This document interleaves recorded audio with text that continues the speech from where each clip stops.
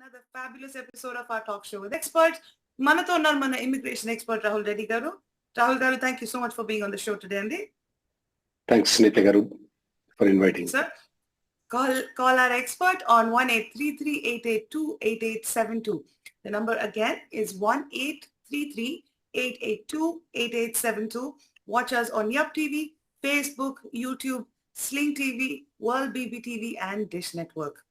All right, coming to the topic for today, switching from H1B to B2 after a job loss and reverting to the same H1B when employed again. So the new AI executive order, what's going on with this, Rahul garu, and why is this different? What is going to be happening with this? Nothing with the AI executive order. I'm sorry, but USCIS, maybe some confusion. But there was a tweet from USCIS, especially in March of 2023. Okay. The USCIS and the people were worried what's going to happen with these all IT employees. When they lose the job, if they go back, will they come back or will they stay where they are? If they stay where they are, that's going to be a big loss for the United States. So they have invited people that, hey guys, you don't have to leave the country. You can stay in the B2 here in the United States. And once you get the job, you can revert back to H1B. And they have given very clear instructions on that. Initially, we were skeptical, Nitya garu, that previously when we used to apply for B2 visa, when we were reverting back, means when we want to go back from B2 to H1B, they used to say that your B2 is not approved yet. Since your B2 is not approved yet, there is a gap between the 60-day gap period. Let's say, for example, the person has left the job in, let's say, November 15th. Right. And by January 15th, I mean, for 60 days, December and January 15th, he has to file a B2 application. So from January 15th onwards, he's on B2, but the B2 doesn't get approved. Let's say he gets a job in March of 2024. The USCIS previously used to say your B2 application is not approved. We are not going to change the status to the H1B. So you will have to go to India, get the stamping, and come back. Now, the problem with this, Nitya garu, is to go and get the stamping, it's an additional 3 to 4 months process for people to go get the stamping and come back. Right. Yeah. And that is becoming a big problem for the people who wants to move to B2 and come back to H1B. When they want to come back to H1B, they get a job. The companies are not willing to wait for 3 to 4 months. True. So that becomes a big problem for these people. So a lot of people have, some people have to leave the country, some people have to wait jobs, and there is a lot of disruption in the employment when they really got the job when they're transferred. From April of 2023, Nitya garu, we have been filing people B2 applications and switching them back to H1B. No problems, absolutely no problem. Even if B2 is approved, they are getting the H1B approval. Even if the B2 is pending, they are getting the H1B. We are recommending people to file it online, Nitya garu. B2 can be filed online application. And it can be filed in 10-15 minutes, and to prepare, you can prepare the entire application, consult a lawyer to review your file. If everything is okay, it's easier. And because if you file online, they're adjudicating the case within like 2 to 3 months after we file the application. Now we are telling people that filed on our own, right, Rahul garu? We don't need. That's what we recommend people filing their own instead of filing through lawyer. In fact, if you go through lawyer, it takes a longer time to get adjudicated because there is no provision for us to file it online. So what we do, we have to file manually. It takes a lot more time for us to get the B2 approval. If you file by yourself, it's going to be much faster for you. Got it. And my question was more about, we don't need to have any employers in order to be able to file a B2. We can just file No, right? You don't need any employers. You don't need anybody to help you out. You can just file by yourself and stay in the United States for 6 months. In the meantime, you get a H1B. You can move back to H1B without leaving the country. Nitya garu, there are some things that I want to point out to people that if they have the H4 option, go for H4 option. Don't go for B2 option. The reason is that H4 allows you to stay for a longer period than 6 months. And there are also, people ask me the question, compelling circumstances EAD, where people will be allowed 1 year of EAD if there is an I-140 approval. Previous to April of 2000 or March of 2023, we used to tell people, why don't you apply for compelling circumstances EAD? Well, we'll make some money too. Nothing wrong with it. We used to make some money on that too. So we, from April 2023 onwards, we stopped recommending that. The reason is that compelling circumstances is not that tough to file an application, but it's taking 8 months for us to get it adjudicated. In the interim period, he cannot do a job. A job, got it. And if he gets a job in between and they are willing to file the H-1B, they will have to go back to India to get the stamping and come back, which is extra 3-4 months process. So for a lot of people, it does become very impractical to apply for a compelling circumstances EAD because you can't do the job just by filing. And when you get the job, you will have to go outside the country to get the stamping and come back. So that's the reason from April onwards of 2023, we have been requiring B-2. And thankfully, so the USCIS is also doing very good, helping us very good. So no problem for us at any point of time on the compelling circumstances EAD. It's doing very good for us. But you also did mention that there were some other stipulations also, right, with that compelling circumstances EAD, sir? Right. Compelling circumstances, as I said, 8 months it takes.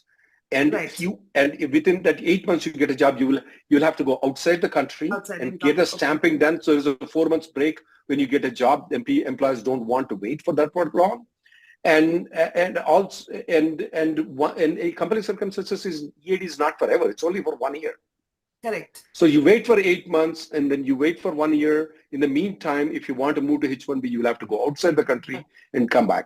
Our main problem comes in is not after the compelling circumstances of EAD approval, but before compelling circumstances EAD approval. If they want to switch to H-1B, they will be na garka, na gatka. Okay. And sir, also while they're on this B-2, they still can't work, right? But they can stay here. No, they cannot. They cannot work. They can stay in the United States. If the kids are going to school, they can go to school. Okay, perfect. And also, when they revert back to their H-1B, they don't need to leave the country, get a stamping and come back, right? No, they don't need to leave the country. If they move to B-2, they will directly revert from B-2 to H-1B without leaving the country, without getting a stamping, with a change of status application here in the United States, unlike compelling circumstances EAD.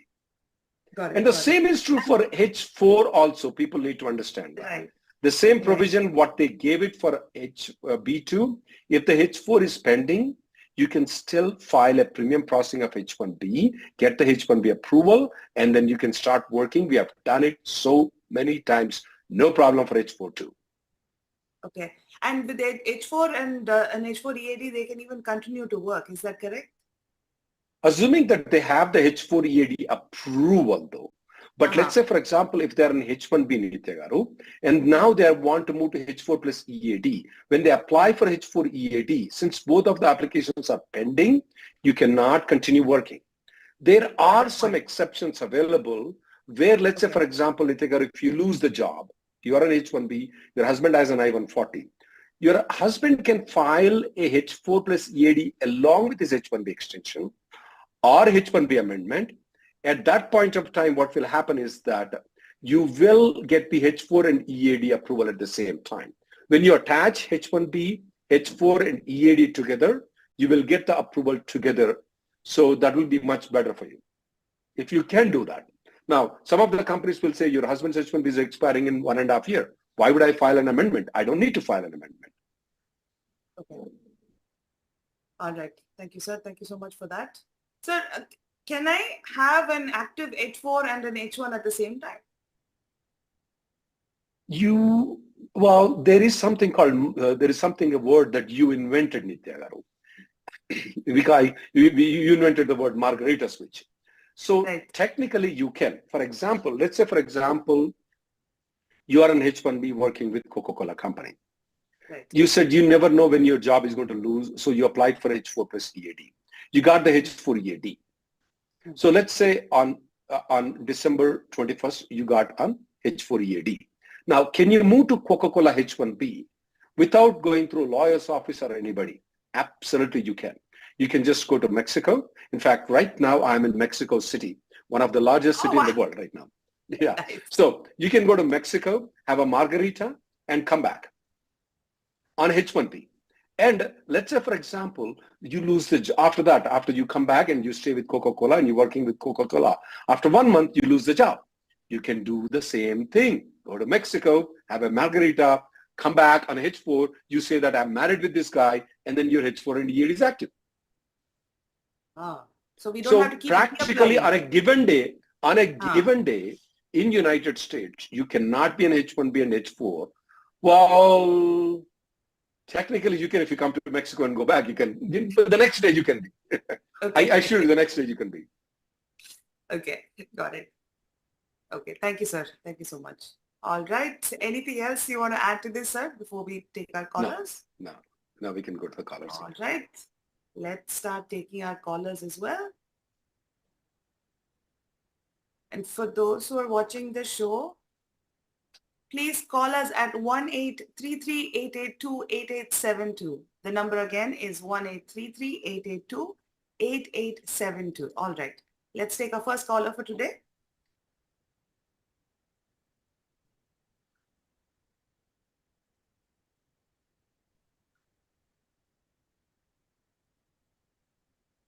Let's take our first caller, please. All right. Caller with number ending in 3686. 3686, we're ready for you now. Hello? Hello. Hello, Hi, sir. Hi, sir. Thank you for calling, sir. Please go ahead with your question. Hello. Hi, Rahul Garu. Thanks for your help. Hi. So recently I lost my job as part of the mass layoffs in the company, and and I'm in a grace period right now. It's been 40 days, and I found a new employer who is ready to file my H1B. So, and myself and my wife is on H4, and myself and my wife has a valid I-94 until 2025 October. So I need to file H4 for my wife as well, since she already has I-94 until you don't need to October. file. You don't need to file until October 2024. But when you file the H1B, you may get the H1B approval until December of 2026, though. And your wife H4 is expiring in October of 2025. I strongly, you have to file H4 before October 2025. But do you need to do it right now along with you? No, you don't need to. Okay. But if I don't do it right now, that should be fine. But I need to file before it expires in October 2025. That is right. Absolutely right, sir. Okay. Yeah, that's the main question, whether I need to file for my H1 or not. Yeah. Thank you. Thank you, sir. Thank you so much for calling. All right. Let's take our next caller, Randy.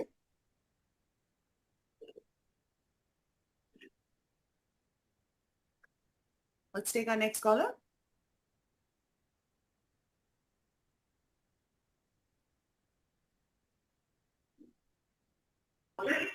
Okay, caller number ending in 3602. 3602, we're ready for you now. Hello? Hello. Hello, sir? Oh. Hello. Hi, sir. Hey, good evening, Rahul. Hi, sir. Thank you, sir. Thank you for calling. Please go ahead with your question, sir. Good evening. Can you put your TV on mute if you don't mind? Hello. Sir, can you hear me? Can you put your television on mute if you don't mind?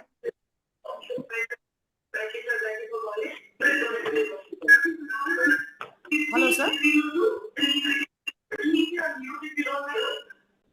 Hey, sorry, I just put my mute. I have two questions, sir. Sir, can you put your TV on mic? I can't hear you. Yeah, sorry for that. I just closed my TV. Good evening, both of you, and appreciate your time and support to the community. Rahul Garu, I have two questions. It's not like big question, but I have some confusion about it. I don't have any details about the POM process, what my employer has filed, and I don't know any detail. But as I know, he said my POM like priority date is in May 24th, somewhere 2023 this year. And I'm not sure when I get the approval. But my question is now, I am planning to move from one of the clients which has filed my H1B process. That client I am currently moving to some other client because I got some other opportunities. I'm leaving that client and I'm moving back to some other client this weekend. Okay. But the employer will be the same, right? Employer will be the same, right? There is no employer change. Only the client, only client is changing now. Absolutely. Sounds good. Okay, go ahead. Keep going. Is there any difference like to delay the form process or what exactly there is any confusion with the form process because I'm not sure like what exactly happened. Sure.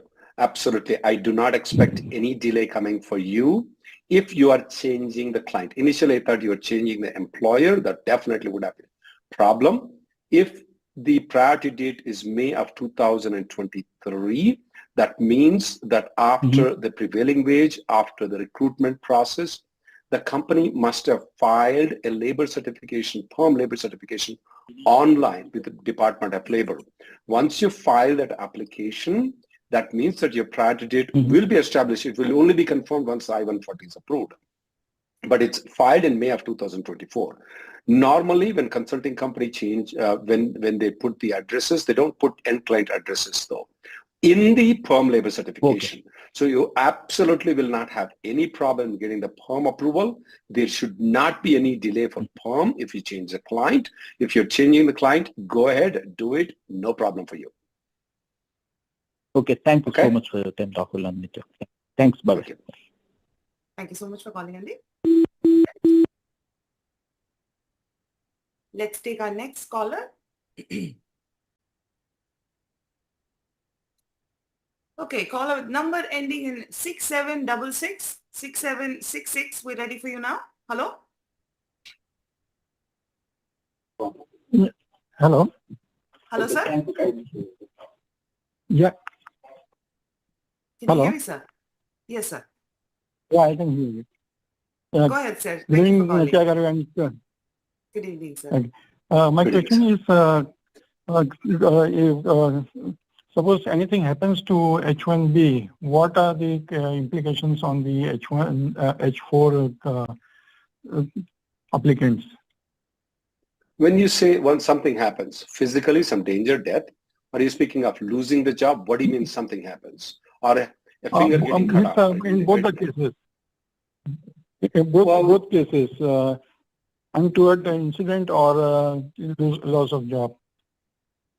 Loss of job, you get the main applicant will get 60 days grace period for him to move to a different job or move to a B-2 visa. Now, if the main applicant moves to the B-2 visa, the dependents also have to move to the B-2 visa. Now, if the people lose a life, that happens sometimes, the H4, the only purpose why H4 people are in United States is to give the company to the H-1B person though. Since the purpose has been defeated, either they have to move to B-2 visa, F-1 visa, or they have to move back to India or whichever country they came back from. Are there any developments on that count? Any proposal for? There are some exceptions available if there is an I-140 approval available for the H-1B person. The dependents under certain circumstances can use, but they cannot leave the country and they have to stay on a different non-immigrant status for the priority date to become current at this point of time. So there are very rare exceptions available for it. Even if we are... Go ahead, sir. Any change in rule or law in pipeline? I'm not expecting any change in rule or law that is coming in. I am expecting that since there is a HR bill that is introduced where they are removing the per country limit, it's already introduced in the Senate. It's now introduced in the House.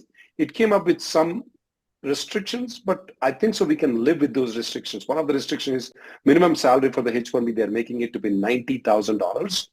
Whoa.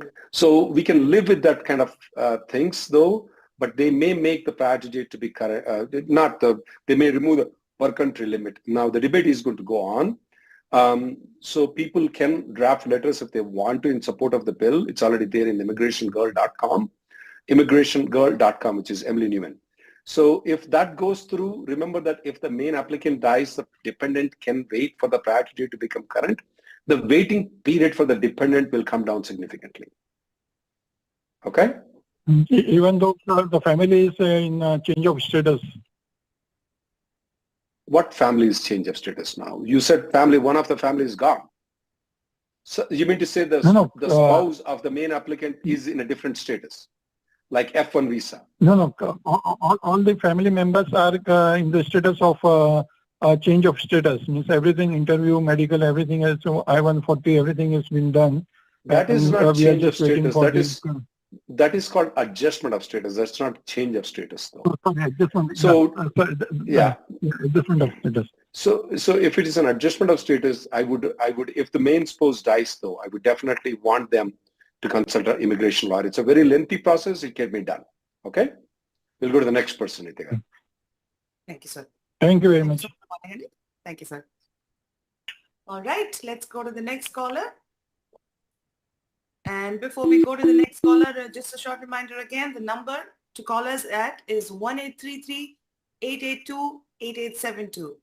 1-833-882-8872. All right, on to the next caller now. Okay, caller with number ending in 8482. Caller with number ending in 8482. We're ready for you now. Hello? Hello, can you hear me? Yes, sir, we can hear you, sir. Thank you for calling. Please go ahead. Yeah. Thanks, Nitya Garu and Rahul Garu, for taking my call. So, Thank you. I have a question, Andy. So, say for example, if my 485 is approved and I receive my green card, so will my I-94 status will change automatically, or is it like when I go out of the country and come inside, then only it will change? How does it matter to you? Go to the Red Lobster, eat a Red Lobster. It doesn't matter for you. Yeah, it should change immediately when the green card is approved. But if it doesn't, sometimes they don't have it upgraded there. You don't have to worry about it. You can still enjoy the Red Lobster. That's what I did when I got my green card. Oh, so is it approved automatically when you got your green card? No, I did not even check it. At those time, it was not online. It doesn't matter for you. Your green card is approved. Why are you looking? Oh, okay. Okay. So just wanted to know, like, it was still showing as an H1B, so that's why. No, you can ignore it. You can ignore it. You can go open a champagne if you drink alcohol, or go to Red Lobster, eat a good Red Lobster. That's what I did. As soon as I got the green card in the evening, and also, I went to Red Lobster. If you don't do either, you can send it to us, sir. No problem. Sure. And also one more thing, Andy. Also one more thing. So I and my wife were separated for more than a year, and like she has been separated, and I don't know where she is, and she is not getting in contact with me. I don't know in which state she is, what she is doing. I mean, even if I try to call her, she changed her number as well. So it seems like she's purposefully or intentionally wanting me to wait and just keep waiting. So I'm not able to find any legal separation or divorce because of that. So is there any option that I can go or make it for a default divorce since he is not reachable or not getting in contact with me? Something like that in US? No, right? It is possible. It is possible that you can send it to all known addresses, certified mail server. But I would definitely recommend to contact a personal lawyer. I'm just an immigration lawyer, okay? Okay, all right. And also, I have one question regarding FOIA.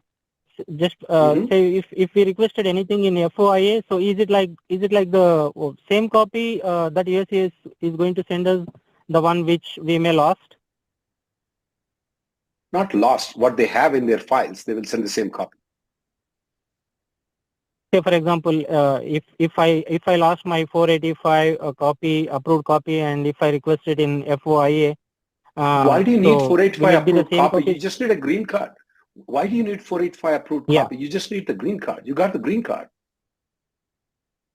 Yes, just for my records. You don't need it. You don't need it for a Your only record is green card. You don't need it. Sir, you've already hit the jackpot. Don't go back to the slot machines now. You know? Okay. If you already hit $35 million, don't Thank go to you. a slot machine. That's a good way. Yeah. Thank you. Yeah. Okay. Yeah. Thanks. Thank you, sir. Yeah. Thanks. Bye. Thank you. Bye, sir. All right. Nitya Garu, I want to point out a little bit on this particular Yes, sir. people who, after getting the green card, they're looking for, as you said, jackpots. They're actually very dangerous to look for them, though. So what happened one time when the guy got the green card and the guy insisted, I want my 485 approval copy original. Why are you restraining and all those things? I said, okay, I gave it to him. He lost his green card and he was traveling on the 485 approval notice, though. And he was detained in the airport, put in jail for 3 days. So from that time onwards, I tell people, no, I'm not giving it to you, no matter what you say. You got your green card, that's it, end of the story. You don't need it. No, I want it for my record. No, I'm not giving it to you. Because you can only use it for wrong purposes. You cannot use it for any good purposes in your life.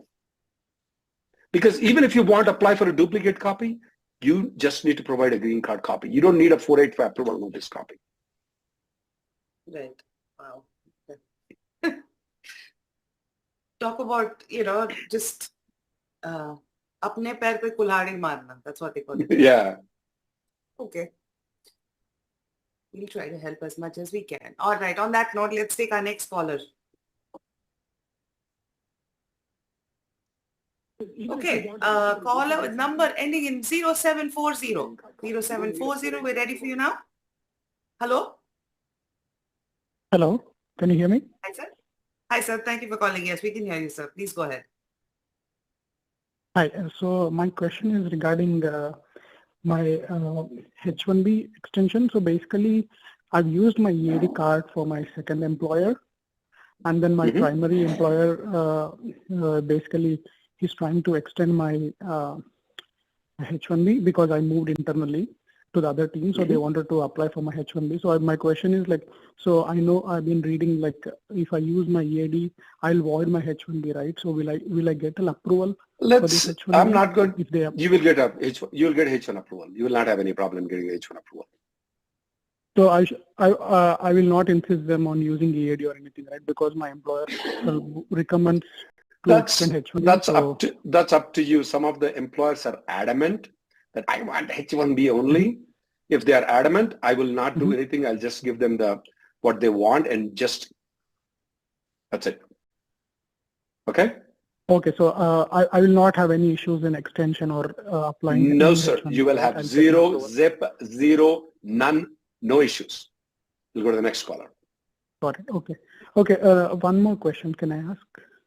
Sure. Go ahead, sir.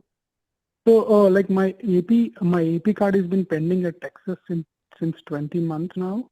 So and also like and my EAD also I recently extended my EAD with NBC, and then I applied for AP there as well, and then it's been pending since 6 months there.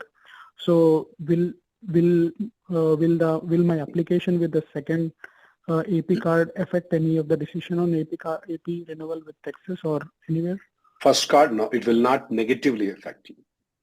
It may positively affect you because even the second one may come faster than the first one, but I don't see that it's negatively affecting you at all. Okay? Okay. Is there something I can do because it's been 20 months? The only thing is that you can sue the USCIS, but it takes about 70 days for you to get an answer. Typically, the cost is anywhere between $3,000 to about $6,000. If you're willing to do that, that's fine. Otherwise, since it's almost 20 months, you can just wait. It's up to you which way you want to go. But one thing is for sure, this time you're going to get an advance parole extension for 5 years. Okay. Okay? Yeah, that's what I've been hearing. Yeah. Thank you so much. Thank you so much. Thank you. Thank you, sir. Thank you so much for calling. Rahul, there's this one question on the live chat. Let me put this caller on mute a minute. It says I-94 H1B has expired and H1 application is denied. Can I apply for a B-2 visa and can I stay and revert to H1B later? No, because his I-94 expired. So he doesn't have the 60-day grace period. His B-2 H1B extension got denied. So he is unlawfully present in this country. You can't change from unlawful presence to B-2 in United States. You will have to go outside the country though. So his better option would be, Nitya Garu, to go outside the country and not come on B-2, because B-2 requires that his intention is only to temporarily come into the United States. Since he was an H-1B, got the extension denied, and he's going back, he should try to come back on H-1B, not on B-2 application. And Nitika, I want to note this to the people. Try people not to get too luxurious with Biden though. When Trump were there, people were very disciplined. Everything we tell them to do, they did it. Now when Biden comes in, they just are relaxing, having too much fun. Get a decision of the H-1B before your I-94 expires. If this guy would have got the denial before the H-1B expires, he would have the option of going to B-2. He would have an option of applying for a H-1B extension again. He would have an option of going to other things that he wanted to. But since his I-94 expired, he is na garka, na gatka. So everybody who's listening, get the decision of your H-1B before your I-94 expires, then you will have a lot of options. It's worth spending that extra $2,500 for premium processing. Okay, got it. Yeah. Thank you, sir. Thank you so much for that. All right, let's take our next caller. Again, for those of you who are trying to call in, the number is 1-833-882-8872. All right. Our next caller is caller with number ending in 4562. 4562, we're ready for you now. Please press *6 to unmute your line. Hello? Caller with number ending 4562. Hello? Yes. Good evening, ma'am. Can you hear me? Yes, I can hear you. Please go ahead. Yes, ma'am. Well, thank you for taking my call. A quick question. My priority date is October 2012, and my 485 was filed in December 2021, which was downgraded from EB2 to EB3. Nothing happened till last week. And I saw one update on USCIS app that they were putting my case on pending because there was no visa available. But very next day, they said that they're going to send a RFE. And in fact, yesterday I received 3 letters, one for me and my wife and my daughter, about medicals. So I am not sure. I'm seeing this kind of question from lots of other people as well. My priority date is, of course, not current. As I said, my date is October 2012. I know your question is that when you send the medicals, even if the priority date is not current, can they give the green card to you? No, they cannot. Then the next question comes in, why are they sending me RFE for medicals? Well, we don't know what dangerous diseases you have right now. We don't know what dangerous diseases you have contacted in the past. Measles, we don't know what you have. So we want to test you to make sure that you don't have any communicable diseases right now. So the USCIS has a right to ask the RFE, and you respond to the RFE, otherwise they will deny the 485, but they will not approve your 485 since the priority date is not current. So that's what I was expecting. There's probably just a paperwork thing, and that needs to be completed within a stipulated time, I guess. Sure, you're absolutely right. But take it very seriously and respond to the RFE. Yes, I will, for sure, I will. And sir, the second thing is, this application, the 485, the RFE, that RFE came was the downgraded application, which was filed in December 21. But then later on, the situation arose, and then my employer suggested to file another EB2 485, which was filed in December 2022. So one year apart. Nothing happened, and of course the date is not current. Again, any idea, any wild guesses when things may turn green in near future, or maybe not in near future? You mean to say near future? The priority date will become current. Now, I can for sure say that if the new bill goes through, though, and the effective date when the effective date of the law, your priority date will be current. Now, if the new bill doesn't go through, though, I'll give you $5. I want you to put $5. Let's go to the parrot guy in India. Let's ask him, when can he predict the priority date to be current? Most probably he'll be right. Okay, collect the $5 from me, but put the video of that. Okay. Okay, then. Thank you. Sure. Keep writing the letters Wow. to Thank make you, the sir. priority Thank date you. current. Okay. Don't be lazy. Don't Yeah. just because you're very edge. Yeah. Okay, they are the ones who are going to get benefit. You don't get the benefit. So don't become that lazy. Okay. Right. Thank you. Right. For sure. Thank you, sir. Thank you. Thank you so much for calling, Andy. All right. Let's take our next caller.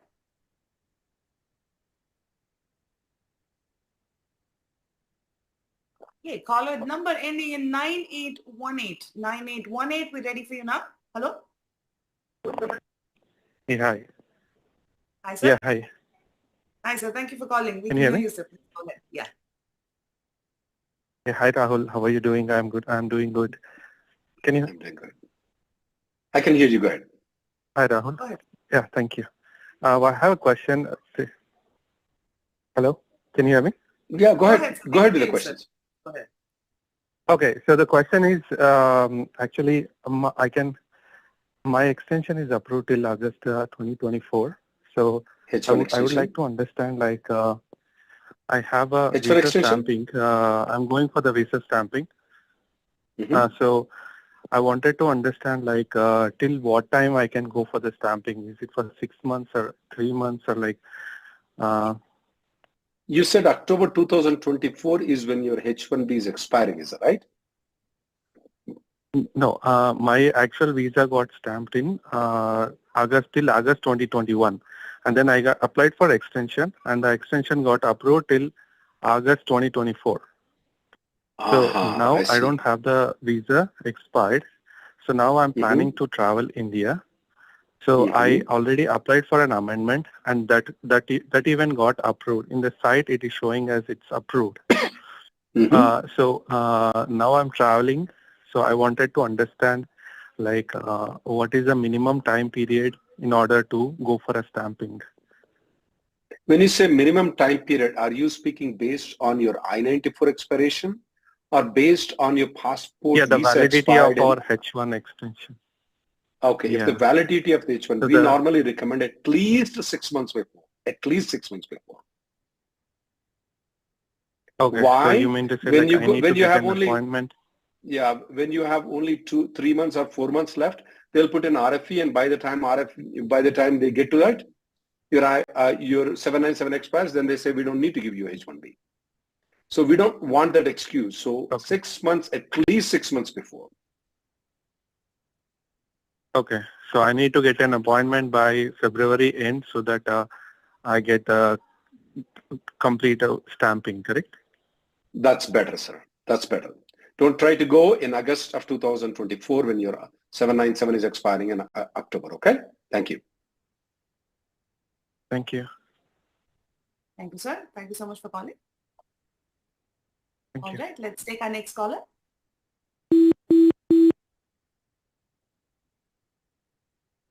Caller with number ending in 1177. 1177, we're ready for you now. Hello? Hello? Hello, sir? Hi, sir. We Yeah, can hear hi. you, sir. Thank you for calling. Yeah, hi. Go ahead, sir. Okay, please. hi. Actually, I have a question. So, we relocated our house from one place to another place, and somehow my spouse last approved I-539 H4 copy. So what I did is I opened an online account and requested through FOIA for the copy. So my question is, like, once I submit, like, how many days it will take, and how are they going to send me the copy? You said you, like, is it, right. You said you lost the I-539 approval copy, H4 approval copy. So nobody else have a copy of it? I don't have it. So What about your company's lawyer or yeah, your company? no, she filed by herself. She filed by herself, and she got the approval copy, and she lost it. So if you normally file a FOIA though, sometimes they give it, sometimes they don't give it. If they do give it, most likely for a H4 they should. It'll take about 6 weeks for them to give it.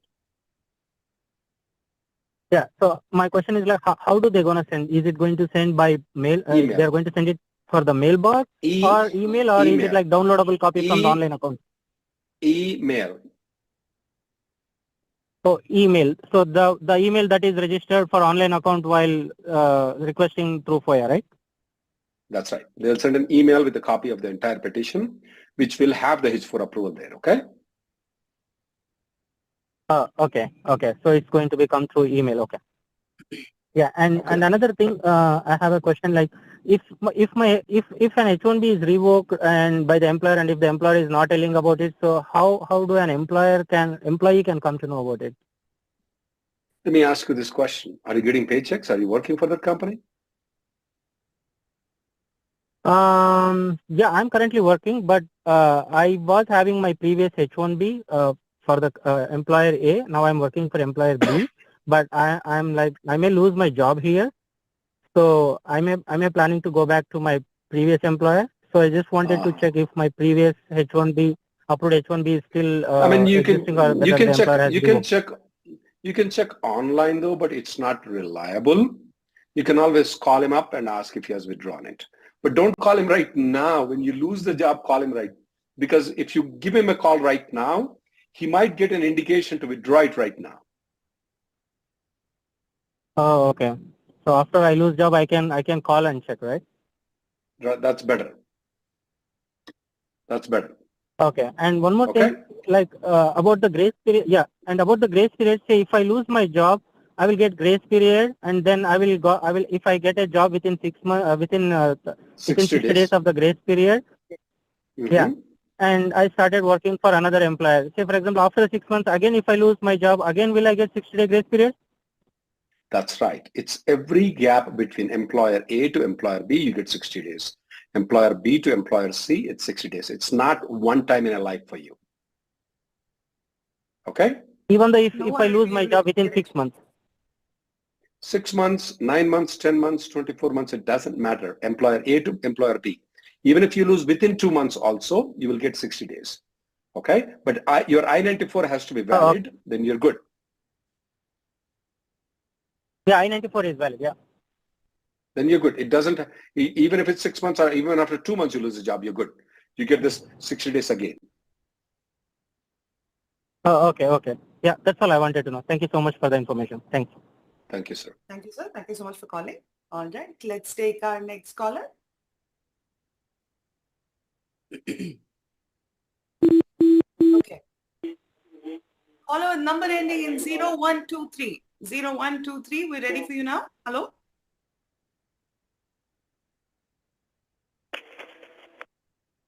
Caller with the fancy number ending in 0123. Hello, sir. Yeah, I can hear you. Can you hear me? Sir. Yeah, we're good to go, sir. Thank you for calling us. Please go ahead with your question. Hi, Rahul Garu. Hi, Nitya Garu. Hi. Hi, sir.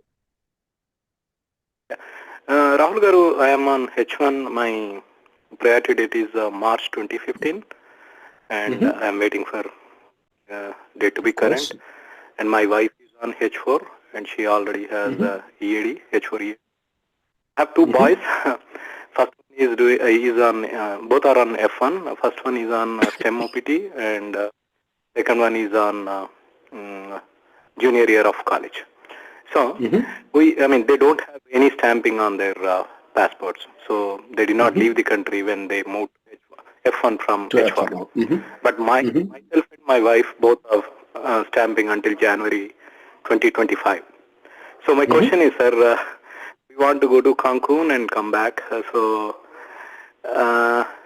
my son, I know that with your things, my wife and I can come back, but my son's on F1 without stamping. Can I take them and come back without stamping, or what is your advice?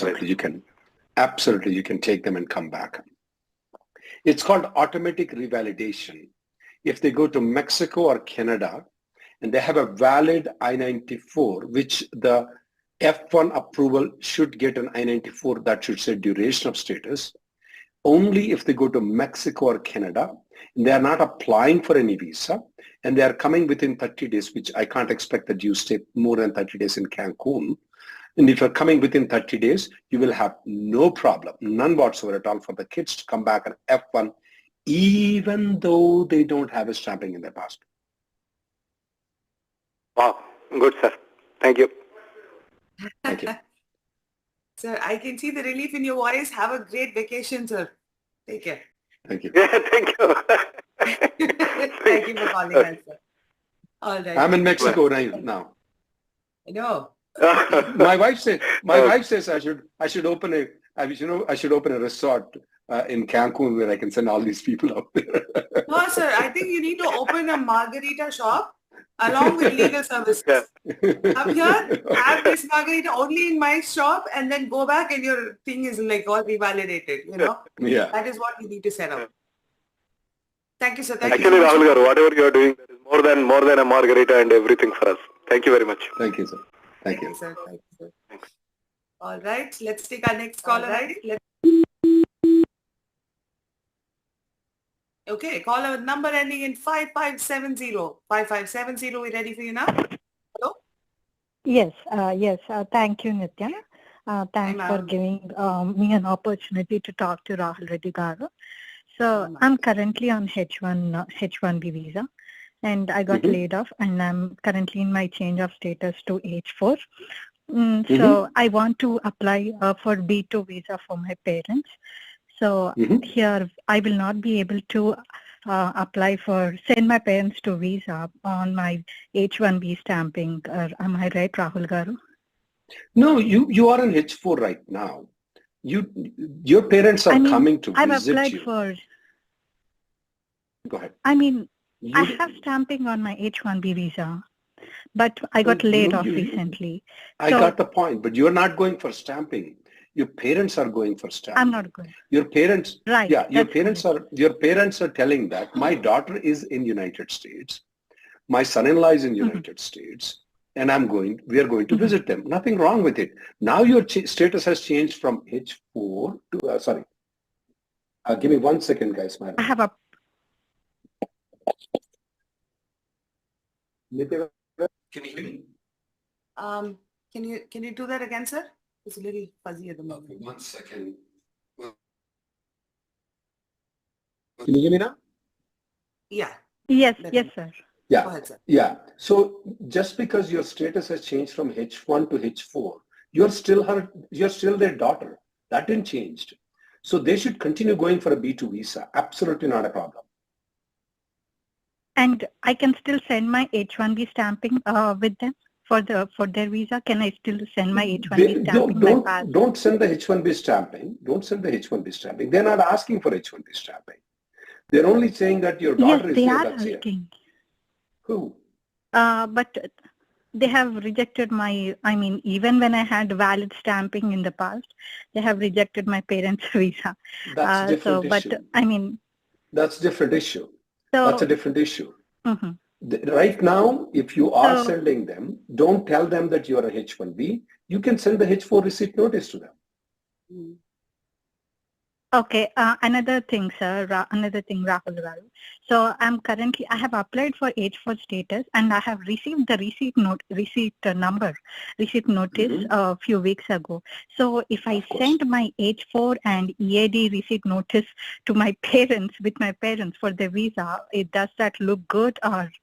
I cannot tell when they give the B2 visa though. The logic for the B2 requires that they only need to look into whether your parents are going to return back to the home country once they come and visit the country though. And that logic, they haven't rejected an H1B. Does it mean they're going to reject an H4? I don't know that. I can't tell that. I don't have a control about it. So I would still send it right now, the H4 visa receipt notice, okay? And a H4 EAD receipt notice. Okay. Rather than not sending, I will send it to them.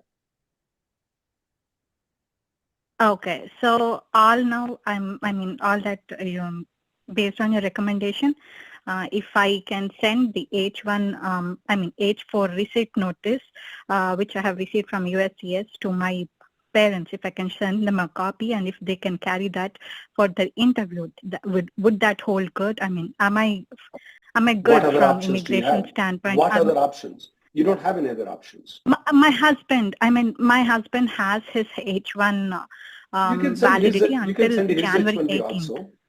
Yeah, you can send his H1B also.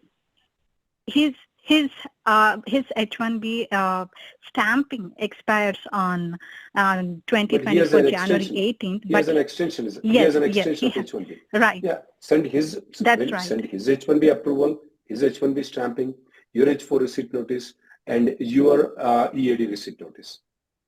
Okay. Okay. And not to send my H1B stamping no longer, and not to send my past H1B. Because that will be that may be considered that we may be deceiving them. So don't send the H1B stamping. Okay.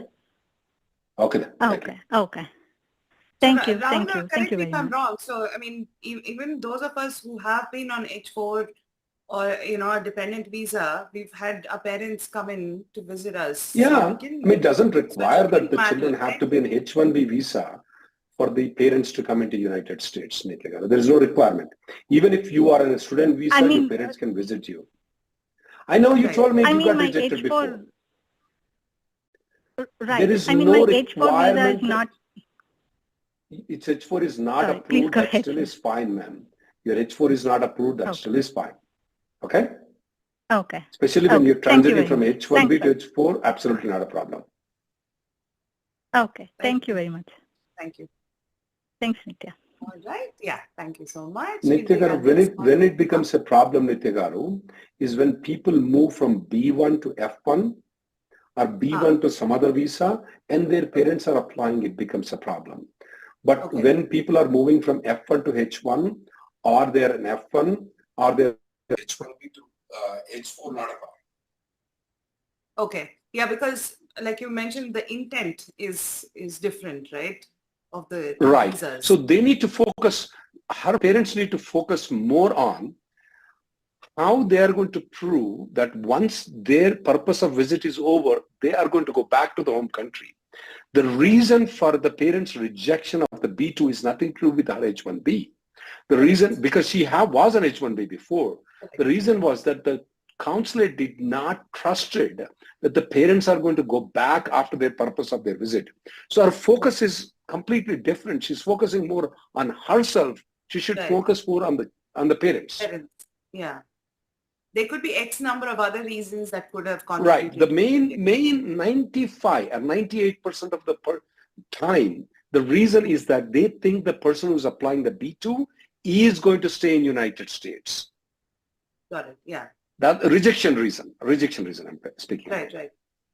Yeah, and a lot of times, I've heard people getting rejected for not having, adequate bank balance statements or adequate proof. They don't look that. Those are all the things. Those are all the things what people say. The only 98% of the reason is that the consulate does not believe in. They're going to go back to the home country though. Now, all the other things, really, you take the bank balance, you take the property documents, you take like 100 crores of property documents. They have time to look into it. They are only looking to your face. In reading your face, and based on that, they are giving you or not giving you. Got it. All right. So, ma'am, if you're still listening, then, just focus in and see, what is it, how that you can help them.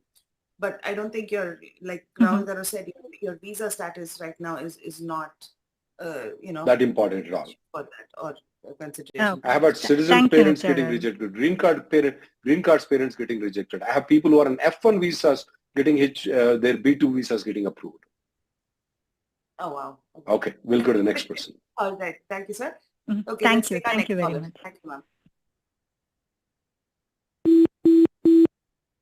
Okay, caller with number ending in 4929. 4929, we're ready for you now. Hello? Caller with number ending in 4929. Hello? All right, let's try a different caller. Come back to this one.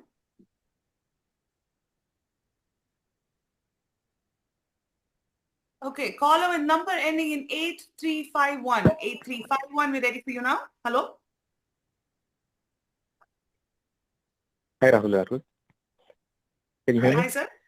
Yes, sir, we can hear you, sir. Thank you for calling. Go ahead, sir, please. Sure.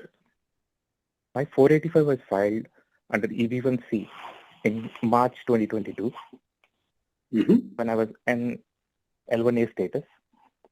Of course. And later on, my EAD got approved. What about your I-140? It got approved, sir. It got approved. Okay, but what about your EAD? It got approved, sir, in August 2022. Okay. And recently, I maxed out my L1A status and had to change from L1A to EAD. Okay, why not? What's your problem? And my 485 status currently is CRP, which is case remains pending. Remains pending. Okay. So my question is, can I change my job? Absolutely. You can change the job. You can change the employer. The new employer need to be in a similar profession, similar managerial position. Absolutely, you can. Okay. As long as the role is same, I should be able to change, right? No roles are same. No roles can be same though. They have to be similar. You're not a robot. Even I guessed recently with all the AI, robots don't do the same job. So they cannot be the same, but they have to be similar. Like if you are an IT manager, you have to be IT manager.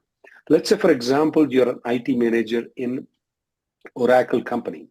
And later on, you will become an IT manager in Coca-Cola company though, which is not an IT company though. But you're still in an IT manager. Can you be okay there? Absolutely, not a problem.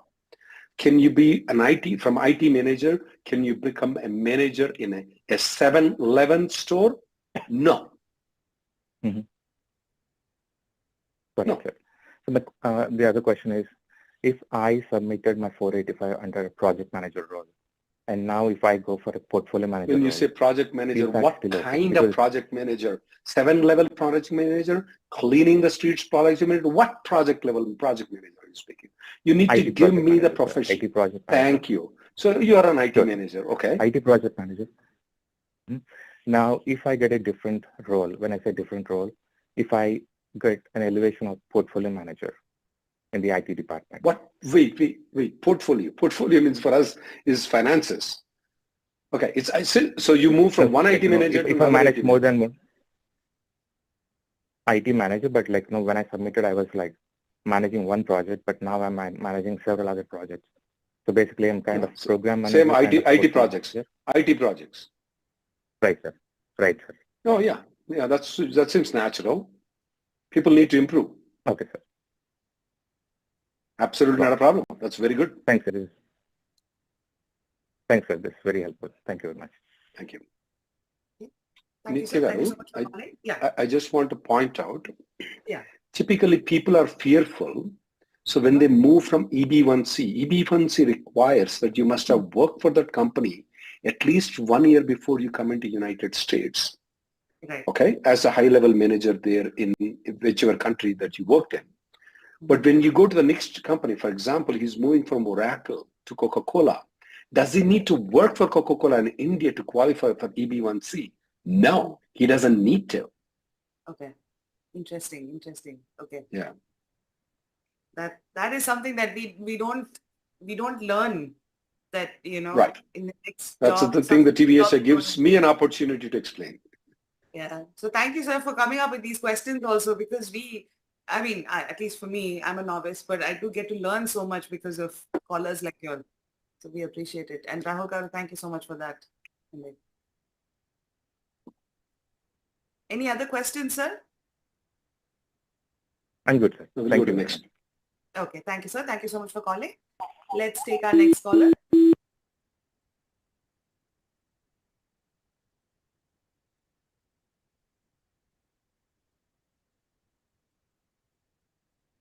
Sir, just one quick question before that. There's this question from Padmaja Konduri says, my son is a US citizen and he's planning to apply for a green card.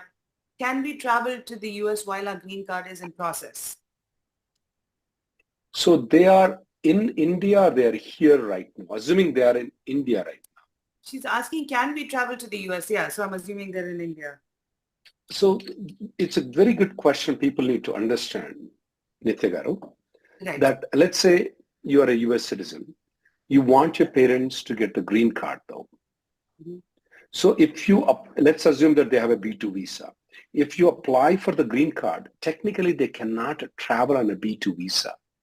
The reason is that when you travel on a B-2 visa, your intention should be only to come into temporarily. While you signed a document and they signed it, you signed a document saying that they want to permanently stay in the United States. Correct. So that's contradicting. The better approach would be, Nitya Garu, but I want to listen very carefully, everybody here. Let them come here into United States with a return ticket. Okay. And then let them change the decision here in United States. Why I'm telling that they should change the decision here in United States is if they have an intention to settle in United States, they're traveling into United States though. They may be stopped, they may put in detention and sent back to India. Okay. So they should not have an intention. How does the government know the intention? There might be a WhatsApp between you and your parents, right. Emails. They might be bringing their birth certificates, marriage certificates, your birth certificates, and your mother might have been sending a resignation. I'm resigning because I'm moving to Nityagar, to my daughter. So, and they find all these things there, and they might be even bringing some used kitchen utensils. Who knows? I want to have my own family there, not live with my daughter. So those are all. So their intention should be, all these things happen, Nityagar. Believe me, all these things happen. I'm sure you've seen every permutation, combination possible. Yeah. So what my recommendation to them is, you don't know, you haven't tested the waters here. Just come into United States. Come into United States. Don't bring any paperwork. Bring with a fresh mentality to go back. Mm. And once you come here, if you change your intention, the child who is 21 years old and US citizen can apply for the green card. Absolutely, you will not have any problem with the green card. The only problem is you cannot travel for a period of about 16 months until you get an advance parole. That's a problem there. With regards to the paperwork, if there is any problem, I will give you a Brahmastra you can shoot the USCIS. And that Brahmastra is get a DNA test between the dad and mom. I'm sorry, son and mom. Son and mom. That will solve the problem. Is all we need to prove that's a mom, that's a son. They have a problem, shoot them with the DNA. Mm. So this, you're talking about this traveling piece for 16 months that you said? That is, right. Can they leave the country once the, no. So once the child applies for their green card, can they still leave the country? You know, at that point of time, they cannot leave the country? No, does it because they have to get the advance parole approval before they leave the country. Oh, and that advance parole approval takes 16 months. Right. If they want to, they can go to court and get it approved within 6 months. Okay. Got it. Okay. Thank you, sir. Thank you for telling us that. All right. Caller with number ending in 4929. 4929. We're ready for you now. Hello? Yeah. Hi, Nityagar. Hi, sir. Thank you for calling, sir. Hi, Rahul garu. Yeah. Hi. Yeah, hi. Hi, Rahul garu. నాకు చిన్న question ఉందండి. ఇది ఇప్పుడు నేను 6th year లో ఉన్నాను. నా పర్మ్ file చేశాను. So I have 6 months left in my 6 years limit. So is it good to stay in US and I have 6 more months to recapture. So should I leave the country by end of 6 years? When did you file the perm though? And when is your 6 years including the recapture time ending? Including the recapture, it's going to end March 2025. When did you file for the perm? So నేను first పర్మ్ last year file చేశానండి, అది denial వచ్చింది. So నేను motion file చేశాను జూన్లో. So alternative గా second పర్మ్ last month file చేశాను. Last month is November of 2023. So most probably you're going to get approval by December of 2024. So you have enough time. You have until March of 2025. Just in case if by any chance if there is any problem, you had a labor certification denial, you filed for an appeal for that, even that will take time. So you still can get 1 year extensions for sure. I don't see any problem in it. I don't see a reason why you have to go and stay in India right now, or any other Mexico or any other country. Okay. And ఈ first పర్మ్ denial motion file చేశానండి, అది withdraw ఏమైనా చేసుకోవాలా, అది ఏమైనా affect అవుతుందా second పర్మ్? They may force us to withdraw the application. I would wait to see until about September or October of September of 2024. Then I may think of withdrawing, because even if you withdraw, you still have this case to be maturing by 1 year. You have until March of 2025, and this is going to be more than 1 year by that time. So I may withdraw the motion to reopen. Okay?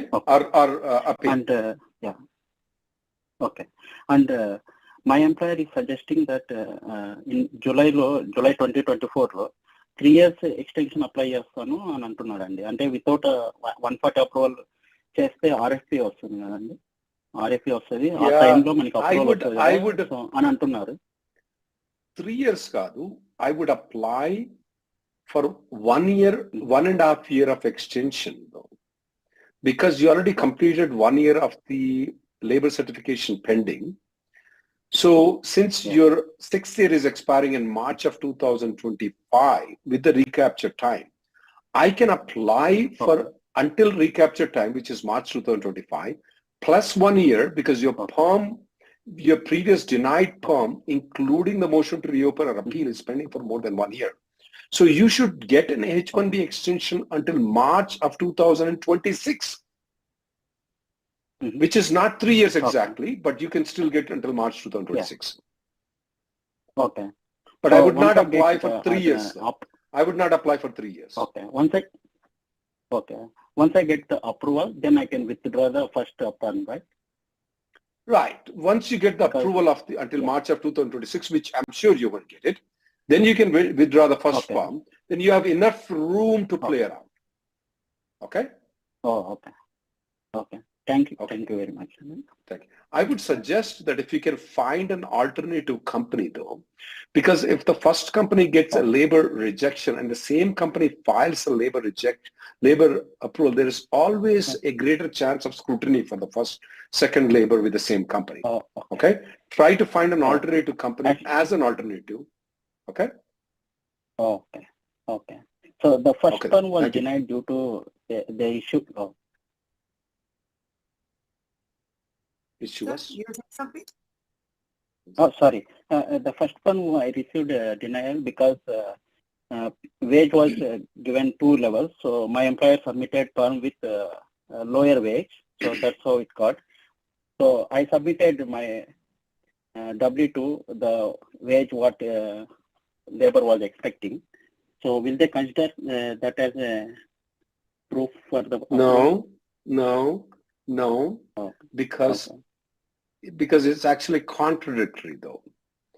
If the labor department denied because they want to pay the level 2, but they put advertisement in level 1, they are telling that the US citizens, we are going to pay for level 1. For you, they are going to pay you level 2, which is a complete discrimination. You see my point? So they're very, very unlikely that your labor will be approved in the appeal level. Okay? Okay. Yeah. Okay then. Something is wrong with the lawyer. That's, I can say that. Yeah. Thank you. Yeah. They did a mistake while filing.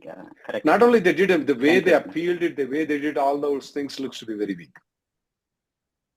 Yeah. Okay, they didn't reach out before filing perm, and they did. Yeah. Thank you very much. Okay. Thank you, sir. Thank you so much for calling, Andy. Yeah. Thank you. All right, folks. I know we have some questions coming in and some callers as well, but unfortunately, as always, we keep running out of time, and that's what's happened today as well. Rahul Garu, thank you so much for taking time off your Mexican fiesta and, joining us here and helping all our viewers as well. Appreciate that, Andy. Thank you. Today we went on a street food eating. We hired a guide to take on a street food and didn't eat breakfast. And lunch, we went on eat like 20 different varieties of Mexican street food. Yeah. Wow, that sounds amazing. I'm a little jealous. All right. But on that note, to all our viewers, please come back same time, same place next week. We'd love to hear from you. So keep calling us, keep coming with your questions, and we will see you next week. Until then, have a great week, have a safe week, and have fun. Thank you, everyone. Thank you. Thank you, Ritika. Thank you. Thank you, sir.